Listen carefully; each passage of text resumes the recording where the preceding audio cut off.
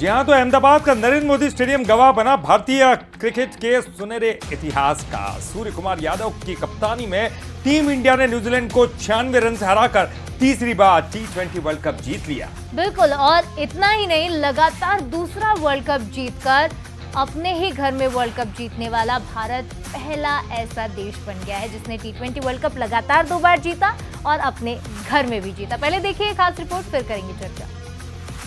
तारीख 8 मार्च 2026, जगह अहमदाबाद का नरेंद्र मोदी स्टेडियम, जहां भारत ने आखिरकार हिस्ट्री रिपीट और हिस्ट्री डिफीट कर तीसरी बार T20 वर्ल्ड कप का खिताब अपने नाम किया और T20 क्रिकेट में अपना सबसे सुनहरा अध्याय लिख दिया।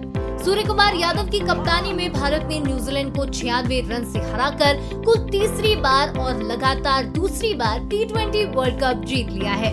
इसी के साथ भारत 3 बार T20 वर्ल्ड कप जीतने वाली दुनिया की पहली टीम बन गई और सबसे खास बात, टीम इंडिया ने लगातार दूसरा वर्ल्ड कप जीतकर अपने घर में ट्रॉफी उठाकर भी नया इतिहास रच दिया है। भारत ने 20 ओवर में 255 का विशाल स्कोर खड़ा किया, जो किसी भी T20 इंटरनेशनल नॉकआउट मैच का सबसे बड़ा स्कोर बन गया। ओपनिंग जोड़ी अभिषेक शर्मा और संजू सैमसन ने शुरुआत से ही न्यूजीलैंड के गेंदबाजों पर हमला बोलना शुरू कर दिया था। अभिषेक शर्मा ने सिर्फ 18 गेंदों में 50 बनाकर T20 वर्ल्ड कप नॉकआउट का सबसे तेज 50 रिकॉर्ड बना दिया। वहीं संजू सैमसन ने 89 रन बनाकर धमाकेदार पारी खेली और फाइनल में सबसे बड़ा स्कोर बनाने का रिकॉर्ड अपने नाम कर लिया।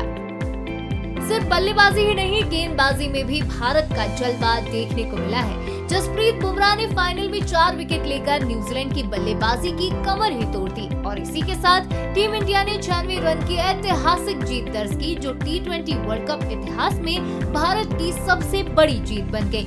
पूरे टूर्नामेंट में शानदार प्रदर्शन के लिए संजू सैमसन को प्लेयर ऑफ द टूर्नामेंट चुना गया, जिन्होंने 321 रन बनाए, जिसमें 24 छक्के शामिल हैं। जो संजू सैमसन कभी प्लेइंग 11 का हिस्सा नहीं थे, वो इस वर्ल्ड कप को अपने नाम कर गए।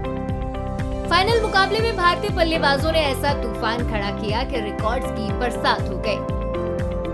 भारत बना 3 बार T20 वर्ल्ड कप चैंपियन, 2007, 2024, 2026, लगातार 2 वर्ल्ड कप जीतने वाली पहली टीम। फाइनल में भारत का रिकॉर्ड स्कोर 255, 5 विकेट के नुकसान पर। सबसे तेज नॉकआउट 50 अभिषेक शर्मा 18 गेंदों पर। फाइनल में सबसे बड़ा स्कोर संजू सैमसन 89 रन। एक एडिशन में सबसे ज्यादा रन बने संजू सैमसन 321 रन। फाइनल की सबसे बड़ी ओपनिंग साझेदारी अभिषेक शर्मा, संजू सैमसन 98 रन। बुमराह का कमाल, फाइनल में चटकाए 4 विकेट। 96 रनों से भारत की सबसे बड़ी जीत। T20 इंटरनेशनल में सूर्या का कप्तानी रिकॉर्ड सबसे ज्यादा 80%। अहमदाबाद में मिली ये जीत सिर्फ एक जीत नहीं, बल्कि भारतीय क्रिकेट के नए एरा की शुरुआत है, जहां टीम इंडिया सिर्फ जीत नहीं रही, बल्कि रिकॉर्ड्स बनाकर क्रिकेट की दुनिया पर राज कर रही है। Sports desk, Bansal news. बिल्कुल ललित, जिस तरह से हमने कल अहमदाबाद के नरेंद्र मोदी स्टेडियम में देखा है, ये नया जुनून, नया जज्बा, नया टैलेंट अब बहुत ही निखर रहा है, उभर रहा है और आगे आने वाले मुकाबलों में भी, आने वाले टूर्नामेंट्स में भी हम शायद एक ऐसी ही बेहद निखरी हुई टीम को देखेंगे। हम सालों पहले जब टीम देखते थे, उस टीम के मुकाबले ये टीम लगातार बदलते जा रही है अपने आप को, यानी कि एक स्वाभाविक प्रक्रिया है, क्योंकि पिच के आधार पर बदलना पड़ता है। दूसरे आपके प्रतिस्पर्धी टीम, उसको देखकर आपको बदलना पड़ता है। यंगस्टर आ रहे हैं, नए यंगस्टर, और वाकई जुनूनी है और टीम के रणनीति में भी वो बदलाव देखने को मिल रहा है। तो देखिए, ये इतिहास था, अहमदाबाद में इतिहास बन गया कि T20 वर्ल्ड कप की इस जीत के पीछे 5 हीरोज थे, जिनकी बात करना आज बहुत ज्यादा जरूरी है, लेकिन उसकी बात करेंगे। पहले हमारे साथ हमारे क्रिकेट एक्सपर्ट प्रत्यय तिवारी जुड़ गए हैं, उनका रुख कर लेते, क्योंकि वो लगातार इस चैंपियंस के सफर में हमारे साथ जुड़े रहे। आज हम पुराने सफर की भी बात करते हैं और आने वाले सफर की भी बात करते हैं। बहुत बहुत स्वागत करते हैं प्रत्यय आपका। शुक्रिया ललित जी।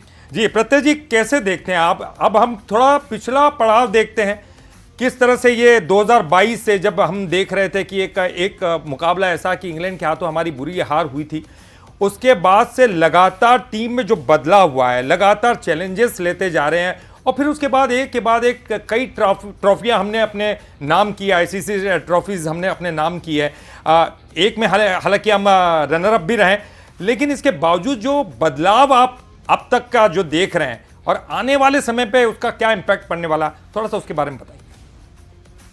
बिल्कुल ललित जी, मुझे लगता है कि ये जो डीएनए और ये जो मेंटालिटी में शिफ्ट आया है कहीं ना कहीं भारत की, 2022 में वो एडिलेड की हार मुझे लगता है बहुत ही एक शर्मनाक हार थी, 10 विकेट से जिस तरीके से इंग्लैंड ने रौंदा था। और वो मैच मुझे लगता है कि एक परफेक्ट ब्लूप्रिंट था कैसे टी20 क्रिकेट नहीं खेलना चाहिएगा, क्योंकि देखिए ज़माना बदल रहा है, दौर बदल रहा था और भारत को ये बहुत आवश्यकता थी कि वो उस टेम्पलेट को अपनाएं, क्योंकि बहुत समय तक इंडिया के जो बैटर्स थे वो एक तरीके से आप कह सकते हैं एक्यूमुलेटर वाले फेज में रहते थे, जो रन्स बनाते थे लेकिन सेफ्टी फर्स्ट वाली अप्रोच के साथ रन्स बनाते थे। मुझे लगता है कि उस टैक्टिकल अप्रोच को रोहित शर्मा ने पूरी तरीके से बदला, उस हार के बाद बदला। इसलिए कहते हैं देखिए हारना कभी कभी ज़रूरी होता है, क्योंकि हार आपको जितना सिखाती है जीत नहीं सिखाती। और जब आप जीतते रहते हैं लगातार तो कई बार आपकी कमियों पर आपका ध्यान नहीं जाता, लेकिन जब आप हारते हैं, बुरी तरह से हारते हैं, तब आप अपनी कमियों पर ज़्यादा काम करते हैं। आप वापस से शायद बोर्ड पर जाते हैं और देखते हैं कि हमसे कहाँ चूक हो रही है, कहाँ गलती हो रही है। और मुझे लगता है कि वो हार ने जिस तरीके की ठेस पहुंचाई थी टीम को, सिर्फ आप वर्ल्ड कप से बाहर नहीं हुए थे, आप सेमीफाइनल से बाहर हुए थे और सेमीफाइनल में हार करके 10 विकेट से बाहर हुए थे। तो मुझे लगता है वो ऐसा एक मार्क था टीम के ऊपर, जिस मार्क को उनको मिटाना था। और मुझे लगता है कि रोहित शर्मा ने उस लीग की शुरुआत की जहां उन्होंने कहा कि आप पर्सनल माइलस्टोन्स के लिए इस फॉर्मेट को ना खेलें, आप टीम के लिए खेलें। टीम फर्स्ट अप्रोच होनी चाहिए, इंडिविजुअल फर्स्ट अप्रोच नहीं होनी चाहिए, अग्रेशन फर्स्ट अप्रोच होनी चाहिए, सेफ्टी फर्स्ट अप्रोच नहीं होनी चाहिए। और मुझे लगता है वहां से पूरा डीएनए धीरे धीरे चेंज हुआ। उनने बतौर कप्तान उस चीज़ को लीड किया, क्योंकि देखिए आप कप्तान होकर के अगर नहीं लीड करते हैं, आप खुद वैसा नहीं खेलते, तो आप उम्मीद नहीं कर सकते कि आपके प्लेयर्स आपकी बात सुनेंगे या वो आपको फॉलो करेंगे। तो रोहित शर्मा को, राहुल द्रविड़ को इसका बहुत बड़ा क्रेडिट जाता है। और मुझे बिल्कुल आश्चर्य नहीं हुआ कल जब गौतम गंभीर ने प्रेस कॉन्फ्रेंस में कहा कि इस जीत का बहुत बड़ा श्रेय राहुल द्रविड़ को जाता है, वीवीएस लक्ष्मण को जाता है, जिन्होंने अनकंडीशनली बिना कुछ मांगे इंडियन क्रिकेट के लिए बहुत कुछ किया है। और मुझे लगता है कि इसकी शुरुआत वहाँ 2022 से हुई, उसका नमूना हमने 2024 में देखा, वो बहुत बड़ी वजह थी। रोहित शर्मा कहना चाहिए उस पूरी कैंपेन का एक तरीके से फेस थे, वो एक चेहरा थे।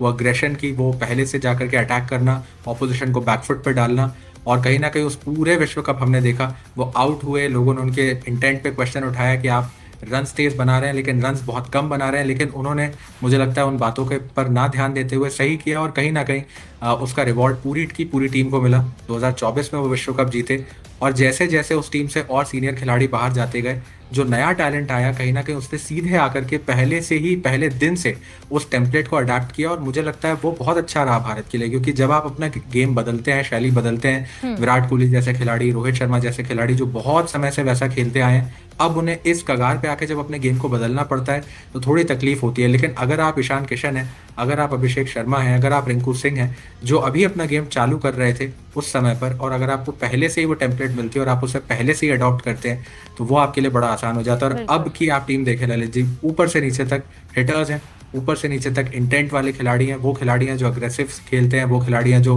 ऑपोजिशन को बैकफुट पर डालना जानते हैं। और नतीजा आपके सामने 2026 का विश्व कप हिस्ट्री आपके खिलाफ थी, क्योंकि किसी टीम ने लगातार नहीं जीता था 2 बार, किसी टीम ने घर पर नहीं जीता था, किसी टीम ने 3 बार चैंपियनशिप का खिताब नहीं जीता था। सारी हिस्ट्री को भारत ने एक तरीके से फिर से लिखा, रिपीट भी करी, डिफीट भी करी, और मुझे लगता है उसका श्रेय बिल्कुल पुराने मैनेजमेंट और इस मैनेजमेंट को जाता है। बिल्कुल सही कहा आपने प्रत्यय। एक दौर हमने देखा है पैट कमिंस और मिचेल मार्श तक का, जिसकी शुरुआत हुई थी रिकी पॉन्टिंग से, जो एक डोमिनेंस ऑस्ट्रेलिया का हमने क्रिकेट की फील्ड में देखा है, वो डोमिनेंस अब धीरे धीरे ख़त्म हुआ है और अब वो डोमिनेंस कहीं ना कहीं भारत वो डोमिनेशन करता हुआ दिखाई दे रहा है। क्या आपको लगता है कि उसी तरह का डोमिनेशन आगे आने वाले कुछ सालों तक बरकरार रहेगा, इस टीम को देखते हुए, इनकी लीडरशिप को देखते हुए, इनके फॉर्म को देखते हुए?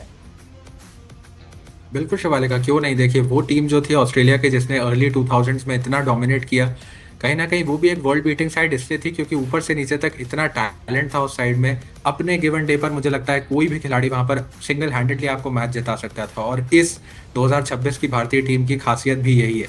इसमें आप देखिए पूरे टूर्नामेंट में हमने इतनी चर्चा करी, हर एक मैच में आपको एक अलग खिलाड़ी उभरता हुआ देखा, हर एक मैच में किसी और ने आकर रिस्पॉन्सिबिलिटी ली।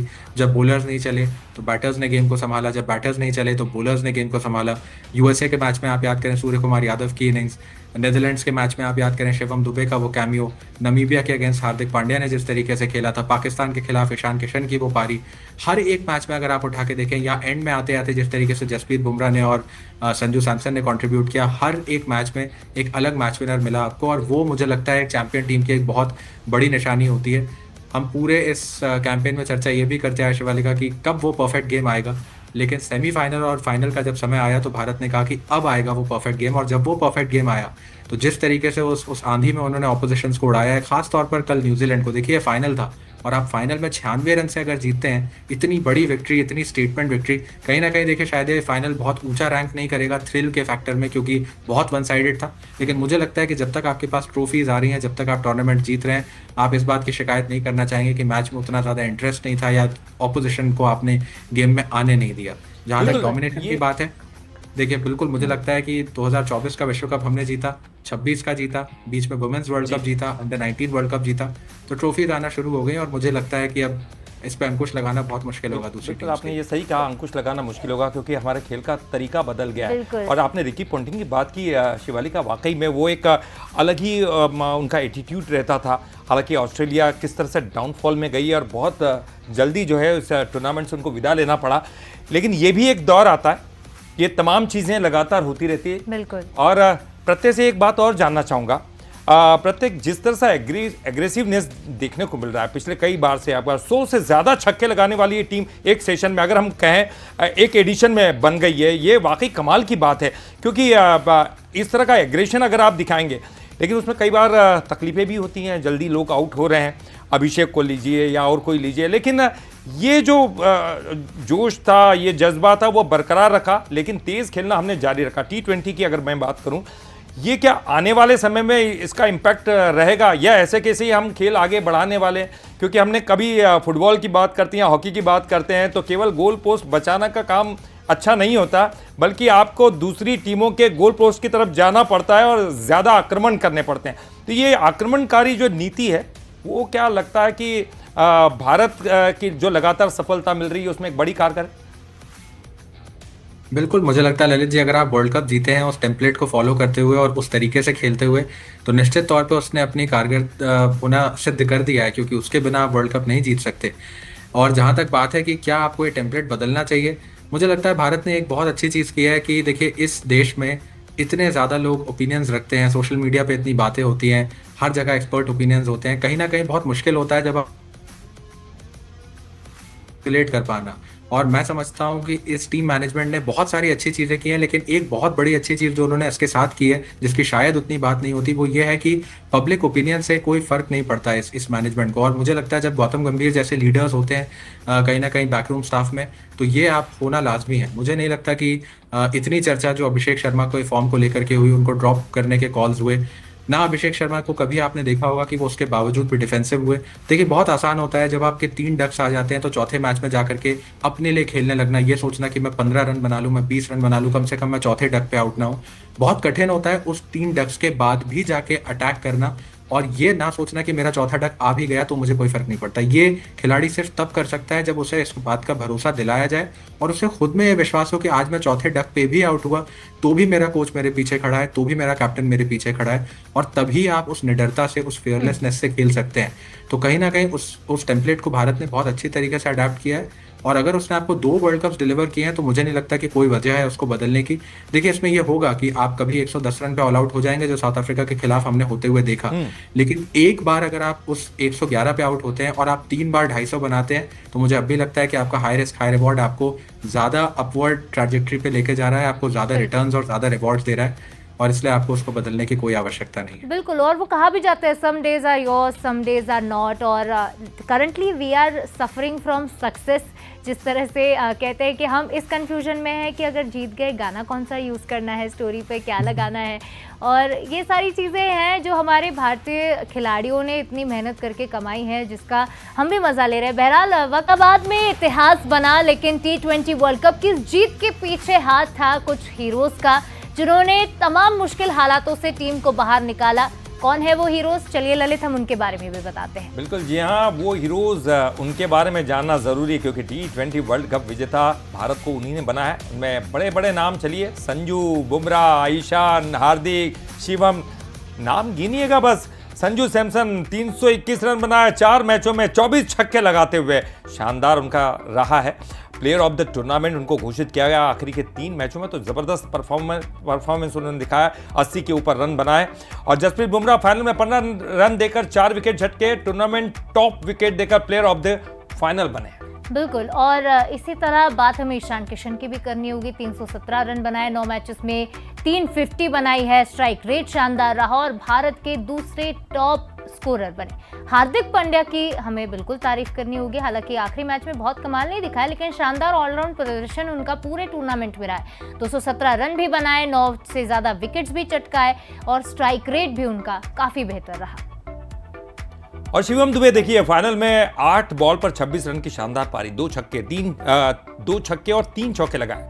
और हर मैच आप देखिए टूर्नामेंट का उठाकर अहम रोल उनका रहा है। लोग चाहते थे कि दुबे आए और जोरदार यहाँ पर हिट करे बॉलों को, और शिवम दुबे ने वो करके दिखाया भी है। अक्षर पटेल की बात करें, बाहर हुए फिर अंदर आए, लेकिन अंदर आने के बाद फाइनल में 3 विकेट लिए, सेमीफाइनल में शानदार कैच और उन्होंने विकेट्स लिए अक्षर पटेल ने। तो चलिए इस पर एक रिएक्शन भी ले लेते हैं। प्रत्यय हमारे साथ लगातार बने हुए हैं। प्रत्यय, संजू सैमसन, बुमराह, ईशान किशन, हार्दिक पांड्या, अक्षर पटेल, हम नाम गिनते गिनते थक जाएंगे। शिवम दुबे, लेकिन मैं सबसे ज़्यादा बात करना चाहूँगी शिवम दुबे की, क्योंकि एक मैच में बहुत बड़ा इम्पैक्ट डालना और हर मैच में थोड़ा थोड़ा इम्पैक्ट डालना ही उन्होंने दिखाया कि हर मैच में भले ही छोटी पारी क्यों ना खेलूं, लेकिन मैं अहम रोल निभाकर जरूर जाऊंगा। एक ब्राइट फ्यूचर दिखाई देता है सभी को शिवम दुबे का। निश्चित तौर पर शिवालिका, मुझे लगता है एक बहुत ही इंपॉर्टेंट मेंबर है वो इस टीम के, और जिस तरीके की फ्लेक्सिबिलिटी वो देते हैं। हार्दिक पांड्या के अक्सर इस बात की चर्चा होती है कि वो एक खिलाड़ी के अंदर 2 खिलाड़ी की वैल्यू लेकर के आते हैं। कुछ उसी तरीके की तरफ मुझे लगता है शिवम दुबे भी बढ़ रहा है। मुझे लगता है उनकी बॉलिंग पर उन्हें थोड़ा काम करना होगा अभी, जो गलतियां उनसे इस टूर्नामेंट में हुई हैं उस पर वो काम करेंगे। लेकिन बैट के साथ जिस तरीके का उनका परफॉर्मेंस रहा है इस पूरे टूर्नामेंट, कल भी आप देखें वो जो इम्पिटस चाहिए था आपको एंड में, क्योंकि विकेट्स गिरे थे, 3 विकेट जल्दी गए थे 1 ओवर में, और उसके बाद कहीं ना कहीं जो भारत शायद 280 की तरफ जाता हुआ लगने लगा कि क्या 230 भी पहुंचेगा, लेकिन 280 नहीं पहुंचे, लेकिन 230 भी नहीं रहे, आप 250 पार पहुंचे और उस इनिंग्स के बदौलत पहुंचे जो शिवम दुबे ने खेली।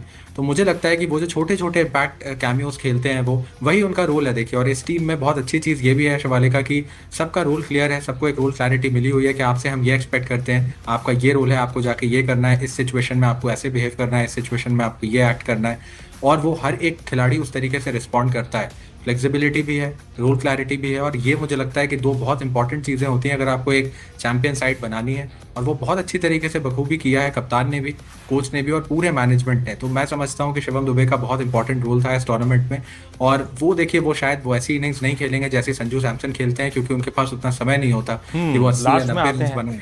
बिल्कुल आपने सही कहा प्रत्यय, लेकिन सबकी भूमिका छोटी छोटी होती है और वो सभी भूमिका जरूरी भी होती है।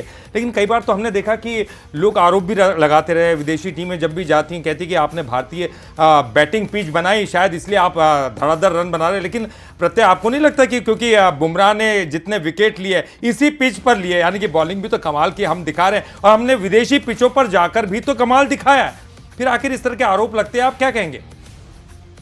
देखिए, मुझे लगता है ललित जी 2024 का विश्व कप आपने वेस्ट इंडीज और यूएसए में जीता, जो बहुत अलग परिस्थितियां थी। 2026 के विश्व कप में आप बहुत सारे अलग अलग वेन्यूज पे खेले, हर मैच में आपको ट्रैवल करना पड़ा, अलग सिचुएशंस थी, अलग कंडीशंस थी। सारी कंडीशंस के साथ, सारे ट्रैवल के साथ भारत ने अडेप्ट किया। मुझे लगता है कि ये जो वेन्यू के बारे में बातें होती हैं, पिचेस के बारे में बातें होती हैं, ये करना बहुत आसान होता है। ये करके आप और कुछ नहीं करते, सिर्फ एक चैंपियन टीम से उसका क्रेडिट छीनते हैं। और मुझे लगता है जिस तरीके का क्रिकेट भारत ने खेला है, उन्होंने किसी भी पिच पे मुझे नहीं लगता कि हथियार डाले अपने। पिच देखिए, दोनों टीम्स उसी पिच पर खेलती हैं, और पिच पर इतनी बात होनी भी नहीं चाहिए, क्योंकि दोनों टीम्स खेलती हैं जब, तो ऐसा नहीं था कि हम किसी अलग पिच पर खेलें और दूसरी टीम किसी अलग पिच पर खेलिए। तो मैं बिल्कुल। समझता हूँ कि पिच का ये आर्ग्यूमेंट कहीं स्टैंड नहीं करता। भारत ने जिस बहुत तरह अच्छा से क्रिकेट हमने खेला और अहमदाबाद इस के वजह से नरेंद्र जीते। मोदी स्टेडियम पर एक डिबेट देखी थी प्रत्यय, उसी तरह से पिच पर भी डिबेट होती है और आखिरकार जीतता वही है जो अपना बेहतर गेम दिखाता है। कुछ ऐसे पल हैं जो इस टूर्नामेंट में आए हैं प्रत्यय, एक बार हम वो तस्वीरें भी तमाम दर्शकों को दिखा दे। देखिए T20 वर्ल्ड कप 2026 में कई यादगार पल हुए, कई यादगार पलों के साथ ये खत्म हुआ है। अहमदाबाद के स्टेडियम में भारत में फाइनल में न्यूजीलैंड को 96 रन से हराकर तीसरी बार खिताब अपने नाम किया। चैंपियन बनने के बाद कैप्टन सूर्य कुमार यादव ने पिच की मिट्टी अपने माथे पर लगाई। देखिए वेस्टइंडीज के खिलाफ नाबाद 97 रन बनाने के बाद संजू सैमसन घुटनों पर बैठ गया। और देखिए खास ये दो मोमेंट आप देखिए, संजू सैमसन घुटने पर बैठे हुए, और ऐसे कई मोमेंट्स हैं अब वो बड़े यादगार बन जाते हैं और ये हमेशा याद रहेंगे, जहन में रहेंगे। ये तस्वीरें आप बाद में भी देखेंगे तो आपको लगेगा कि क्या ज़बरदस्त मैच हमने खेला था और जीते थे। बिल्कुल, ऐसे कई सारे पल हैं। अगर हम शुरुआत में देखें तो देखिए एक शानदार डबल सुपर ओवर हमने अफगानिस्तान और साउथ अफ्रीका के खिलाफ मैच में देखा था ललित, और साथ ही साथ इंडिया वर्सेस पाकिस्तान के जो मुकाबला था उसकी शुरुआत एक शानदार सिक्स से हुई थी। ईशान किशन के सिक्स से इस टूर्नामेंट का पहला रन बना। साउथ अफ्रीका वर्सेस अफगानिस्तान के मैच में हमने T20 वर्ल्ड कप का पहला डबल सुपर ओवर देखा। मॉस्को ब्रदर्स की 124 रन की साझेदारी ने इटली को पहली जीत दिलाई। बिल्कुल, जिम्बाब्वे ने ऑस्ट्रेलिया और श्रीलंका को हराकर एक बड़ा उलटफेर भी किया। भारत पाक मैच में हैंडशेक नहीं हुआ, ये कंट्रोवर्सी रही है। उस्मान तारिक की पहली गेंद पर सूर्या ने दमदार चौका लगाया, ये यादगार पल है। और प्रथम निशंका का टूर्नामेंट का पहला शतक निकलकर सामने आया, उनको कौन भूल सकता। बारिश से मैच धुला, ऑस्ट्रेलिया वर्ल्ड कप से बाहर हो गया जिसकी आप चर्चा कर रही थी। बिल्कुल, और संजू सैमसन के विनिंग शॉट से भारत सेमीफाइनल में पहुंचा। और उसके बाद का ये सीन तो आपको याद होगा जो हम लगातार दिखा रहे हैं। कप्तान सूर्या ने अपनी टोपी उतारकर उन्हें सलामी दी। शतक के बाद जैकब बेथेल को हमने देखा था सेमीफाइनल में किस तरह से वो पिच पर लेट गए। न्यूजीलैंड के फिन एलन को हमने देखा शानदार शतक जड़ते हुए। फास्टेस्ट सेंचुरी अक्षर पटेल के वो शानदार कैचेस वो नहीं भूल सकते हम, वो कैच जबरदस्त कैच थे। बिल्कुल, और इन्हीं यादगार पलों के साथ फिलहाल इस सेगमेंट में हमें दीजिए इजाजत, क्योंकि ट्रॉफी उठाओ चैंपियन से इसकी शुरुआत हुई थी। प्रत्यय आपका बहुत शुक्रिया शुरुआत से अब तक हमारे साथ जुड़े रहने के लिए।